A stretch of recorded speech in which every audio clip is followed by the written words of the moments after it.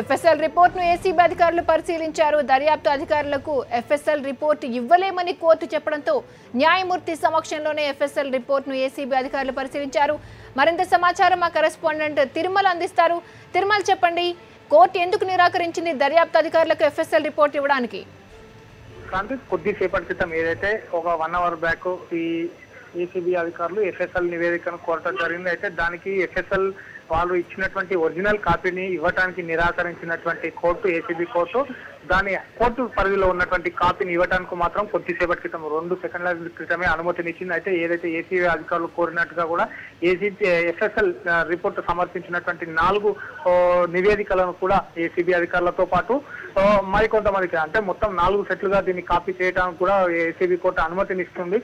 ఈ రోజు సాయంత్రం లోపల దీనికి సంబంధించిన నివేదిక కాపీని ఏసీబీ అధికారులకు కోర్టు సమక్షంలోనే అందజేయడం జరుగుతుందని కూడా కొద్దిసేపటి క్రితం న్యాయమూర్తి వెల్లడించడం జరిగింది.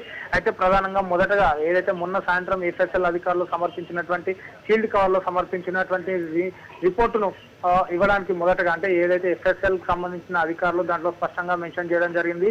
మీరు ఎఫ్ఎస్ఎల్ కాపీ రిపోర్టు ఇవ్వదలుచుకున్నట్టయితే కోర్టుకు మేము అందజేసిన కాపీలో ఇవ్వాలి, కానీ ఒరిజినల్ కాపీని ఎట్టి పరిస్థితుల్లో కూడా కాపీ చేయడానికి వీలు లేదన్నది కూడా అందులో మెన్షన్ చేయడం జరిగింది. దానికి అనుగుణంగానే ఏసీబీ అధికారులకు మెమో దాఖలు చేయాల్సిందిగా కూడా న్యాయమూర్తి సూచించడం జరిగింది. అయితే కొద్దిసేపటి క్రితమే మెమోను దాఖలు చేసినటువంటి ఏసీబీ అధికారులకు న్యాయమూర్తి ఎఫ్ఎస్ఎల్ అధికారులను సంప్రదించిన కాపీ ఇవ్వడానికి కూడా అనుమతిని ఇవ్వడం జరిగింది. అయితే దీనికి సంబంధించి ప్రధానంగా 4 సెట్ల కాపీలను కూడా న్యాయమూర్తి కోరడం జరిగింది ఎఫ్ఎస్ఎల్ నుంచి. ఎందుకంటే ఒక కాపీ ఏసీబీ అధికారులకు, ఒక కాపీ కోర్టు సమక్షంలో ఉండడం, మరో కాపీ నిన్న దాఖలు చేసినటువంటి ఎలక్షన్ కమిషన్ అంటే నిన్న వాళ్ళు చేసినటువంటి మెమోకు అందజేయాల్సిన ఏది ఏమైనప్పటికీ కూడా ఈ రోజు సాయంత్రానికి ఎఫ్ఎస్ఎల్ నివేదిక వచ్చినటువంటి కాపీని ఏసీబీ అధికారులకు కోర్టు ద్వారా అందజేయడం జరుగుతుంది. క్రాంతి, ఎఫ్ఎస్ఎల్ రిపోర్ట్ అంటే ఎప్పుడు అధికారులకు చేరే అవకాశం ఉంది?